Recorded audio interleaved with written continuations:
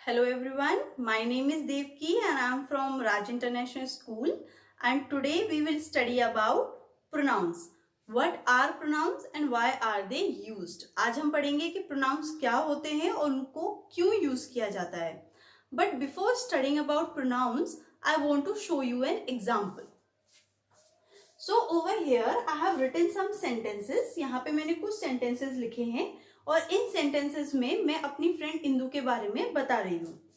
So let's look at the first example that I have written. So I have written that Indu is a sweet girl, Indu is my friend and Indu is a science teacher. Now in these sentences I am talking about my friend Indu and I am telling you कि इंदु एक sweet girl है, इंदु मेरी friend है and Indu एक science teacher है. Now you will notice कि इन तीनों sentences में इंदु का नाम बार बार रिपीट हो रहा है और हमारा सारा फोकस उसके नेम की तरफ जा रहा है. Now look at the second example. In the second example I have written Indu is a sweet girl, she is my friend and she is a science teacher. Now in the second example also मैं अपनी friend Indu के बारे में ही बात कर रही हूँ, but I have change something in this example. Now in this example I am not using her name again and again. मैं बार बार उसका नेम यूज नहीं कर रही हूं, बट उसके नेम की प्लेस पर आई am using another word she. जब मैं उसका नाम बार बार रिपीट नहीं कर रही हूं तो जो मेरा सेंटेंस है वो काफी प्रॉपर साउंड कर रहा है. जैसे इंदु एक स्वीट गर्ल है, वो मेरी फ्रेंड है एंड वो एक साइंस टीचर है, तो सेंटेंस काफी प्रॉपर लग रहा है. तो ऐसे ही वर्ड्स जिन्हें हम नाउन के या नाउन्स के रेपिटेशन को अवॉइड करने के लिए यूज करते हैं, ऐसे वर्ड्स को हम प्रोनाउन कहते हैं. सो let's look at the definition. The definition says a pronoun is a word that is used in place of noun. Pronoun वो वर्ड होता है जो नाउन की प्लेस पर यूज किया जाता है या नाउन के रेपिटेशन को अवॉइड करने के लिए. जब हम एक ही नाउन को बार बार यूज नहीं करना चाहते तो उसकी जगह पर हम जो वर्ड यूज करते हैं हम उसे प्रोनाउन कहते हैं. Okay, now so we will study about types of pronouns.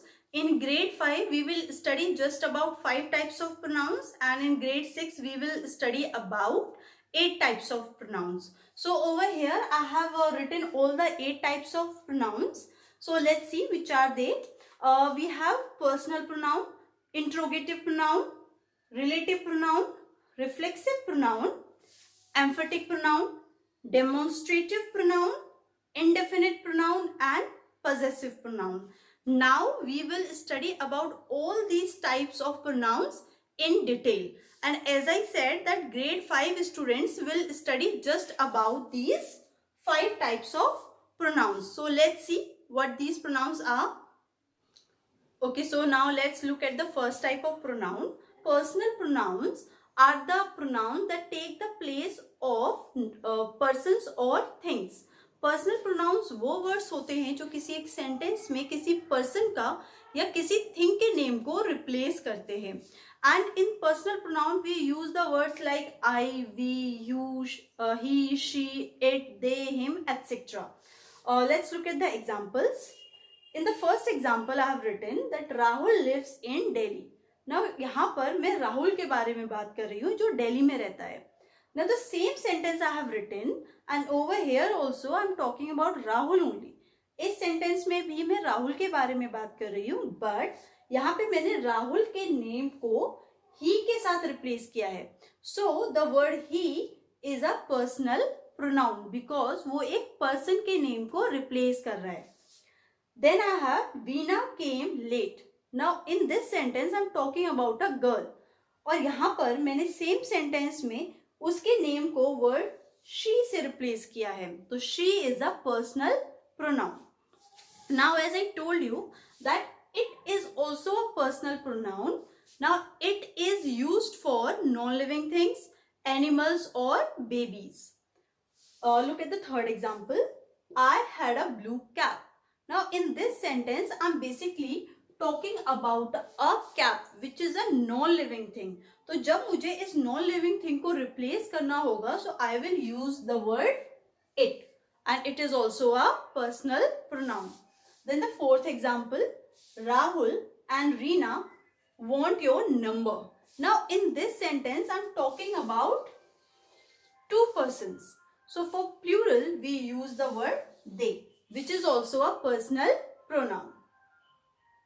Okay, so now let's look at the second type of pronoun. The second type of pronoun is interrogative pronoun, and an interrogative pronoun are those pronouns that are used for asking questions. Interrogative pronouns वो pronouns होते हैं जो questions पूछने के लिए use किए जाते हैं. And in interrogative pronoun we use the words like who, whom, whose, what and which. Let's look at the examples. The first example is a very common one. What is your name? तुम्हारा नाम क्या है? Now in this sentence, what is a interrogative pronoun? In the second sentence we have whose is this book? ये book किसकी है? Again in this sentence, whose is a interrogative pronoun. Whom do you want to meet? तुम किससे मिलना चाहते हो? In this sentence, whom is a interrogative pronoun. Now these are the interrogative pronoun because इनके जो answers होंगे वो हमेशा एक नाउन के फॉर्म में होंगे. Like what is your name? तो जो भी आप इसको आंसर करोगे, जो भी नाम होगा वो एक नाउन होगा. Whose is this book? ये बुक किसकी है? Again our answer will be a noun. Whom do you want to meet? आप किससे मिलना चाहते हैं? Again our answer will be a noun. Okay, so next we have relative pronouns. जैसे हमारे रिलेटिव्स होते हैं, वो हमारे रिलेटिव्स इसीलिए हैं क्योंकि वो किसी ना किसी तरीके से हमसे रिलेट करते हैं. In the same way relative pronouns are those pronouns जो पहले मेंशन किए हुए नाउन को या जिस नाउन के बारे में हमने पहले बात की हुई होती है उसको रेफर करते हैं, उसकी तरफ इंडिकेट करते हैं. So the definition says that relative pronouns refer to a noun mention before it. Means relative pronouns वो प्रोनाउंस होते हैं जो उन नाउन्स को रेफर करते हैं, उन नाउन्स की तरफ इंडिकेट करते हैं जो उनसे पहले मेंशन किए गए होते हैं, जिनकी उनसे पहले बात की गई होती है. The words like that, who, whose, whom, what, whatever, etc. These are the some words that are used as the relative pronoun. So let's understand them with the example. In our first example, I have written Rahul has found the eraser which I had lost. Means Rahul को वो eraser मिल गई जो मेरे से गुम गई थी. Now the word which is actually indicating to eraser. जो which word है वो actually eraser को रेफर कर रहा है. So eraser is a noun. So the word which refer to the noun mentioned before it is a relative pronoun. In the second sentence, that is the boy who told me about the game. ये वो लड़का है जिसने मुझे एक game के बारे में बताया. So I am talking about a boy, और मैं उस बॉय जो बाद में जो इंफॉर्मेशन है वो उस बॉय से रिलेट करने के लिए I am using the word who. So who is a relative pronoun. In the third sentence, the dog killed the cat that ate the rat. Means यहाँ पर एक डॉग ने एक कैट को किल किया है और फिर सेकेंड सेंटेंस में उस कैट के एक्शन के बारे में बात हो रही है. And the word that is use to refer to that cat that has been mentioned before it. In the fourth sentence, she is the girl whom I met yesterday. ये वो लड़की है जिससे मैं कल मिली थी. So she is the girl. I'm talking about a girl over here, and again I'm telling about the girl that I met him yesterday. I met her yesterday. मैं कल उससे मिली थी. Now I'm using the word whom to relate this information with the previously mentioned noun. So this is my relative pronoun. Okay, now we will look at the other types of pronoun. Now as you can see that on the board I have written two types of pronoun, reflexive pronoun and emphatic pronoun.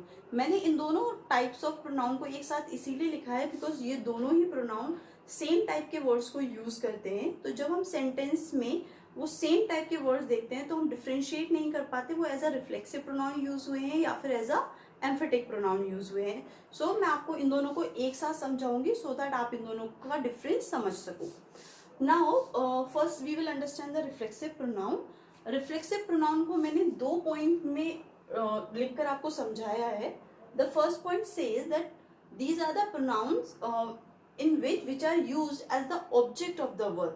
वो as a object of the verb की तरह use होते हैं. Second thing that the subject and the object refers to the same person or the thing.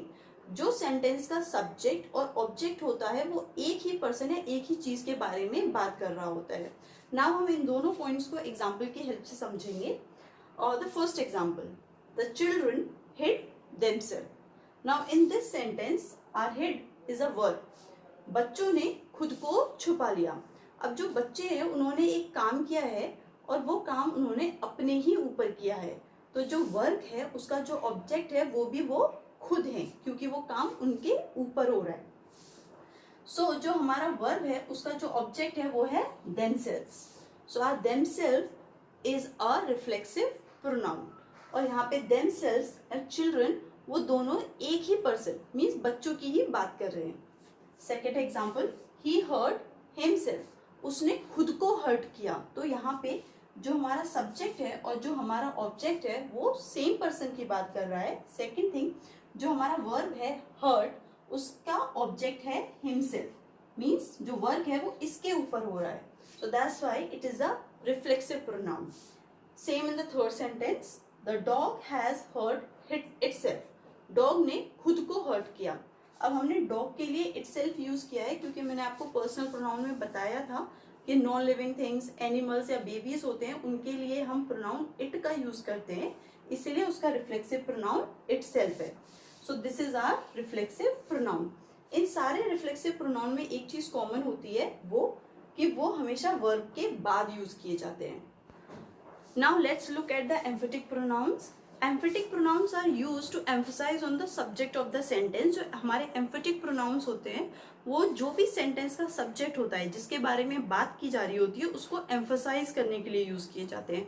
Emphasise means उस पर जोर देने के लिए यूज किए जाते हैं. Like I my self heard the news. मैंने खुद ये न्यूज सुनी मीन्स मैं जो भी बात कर रही हूँ मैं उस बात पे एम्फसाइज कर रही हूँ कि मैंने ये काम खुद किया है. सो over here myself is a emphatic pronoun. Second, we did it ourselves. हमने वो काम खुद किया. हम इस बात पर जोर दे रहे हैं कि हमने जो भी वर्क किया था उसमें हमने किसी की हेल्प नहीं ली, हमने वो काम खुद किया है. So ourselves is a emphatic pronoun.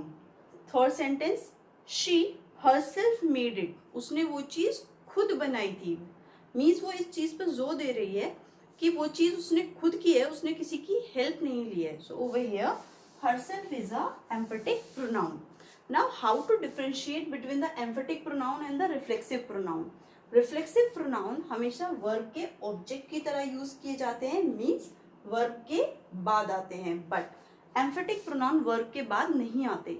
वो या तो सेंटेंस में यूज किए हुए प्रोनाउन के बाद आते हैं या फिर सेंटेंस के लास्ट में भी आ सकते हैं बट वो कभी भी वर्ब के बाद में नहीं आएंगे. Now let's look at the sixth type of pronoun. Our sixth type of pronoun is the demonstrative pronoun, and demonstrative pronouns points to the noun to which it refer. Means demonstrative pronouns हम जिस noun के बारे में बात कर रहे होते हैं उसकी तरफ point out करने के लिए, उसको show करने के लिए यूज किए जाते हैं. जैसे हम हिंदी में बोलते हैं ये मेरा पेन है, ये मेरा मार्कर है, ये मेरी बुक है. तो जो वर्ड होता है यह जो हम उसकी तरफ शो करने के लिए यूज करते हैं वो हमारा डिमॉन्स्ट्रेटिव प्रोनाउन होता है. In English we use this, that, these, those. These are the commonly use demonstrative pronouns. जब हम किसी ऐसी चीज के बारे में बात करते हैं जो सिंगुलर होती है और हमारे पास में होती है then we use this.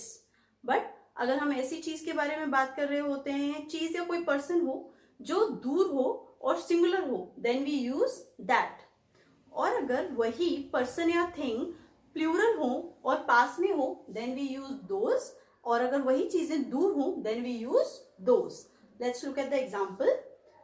The first one is this is my book. यह मेरी बुक है means I am referring to this book with the help of the word this. So this is a demonstrative pronoun. Second one, those are my books. Now over here I have used the word those. ये एक demonstrative pronoun है and because I am using for plural more than one books. That's why I have used those. Then I have that is your box. What तुम्हारा box है.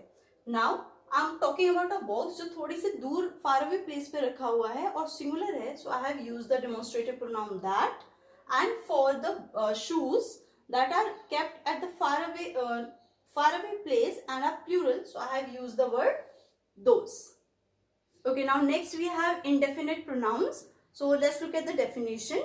Indefinite pronouns are used when we do not know the identity of the person or the thing. Means indefinite pronouns तब use किए जाते हैं जब हम जिस चीज के बारे में, जिस पर्सन के बारे में बात कर रहे होते हैं, हमें उसकी आइडेंटिटी नहीं पता होता. मीन्स हमें एग्जैक्टली नहीं पता होता कि हम किस चीज के बारे में बात कर रहे हैं या किस पर्सन के बारे में बात कर रहे हैं.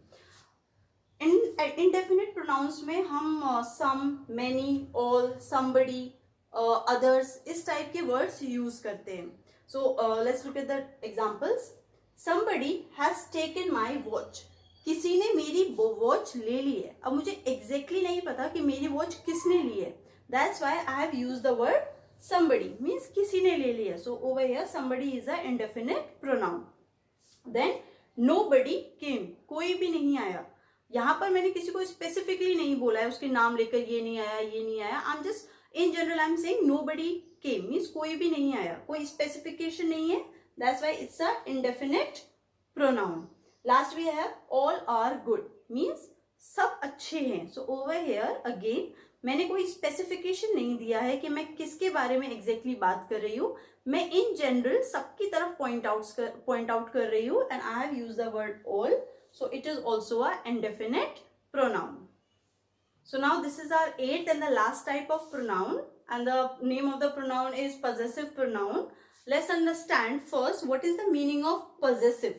Possessive comes from the word possession, जिसका मतलब होता है कोई चीज ओन करना. मीन्स कोई चीज आपकी हो. ऐसे वर्ड जो आपकी बिलोंगिंग शो करें. जैसे मैं बोलूँ ये मार्कर मेरा है, तो जो वर्ड्स हमें हमारी बिलोंगिंगनेस या पोजेशन शो करने में हेल्प करते हैं हम उन्हें possessive pronoun कहते हैं.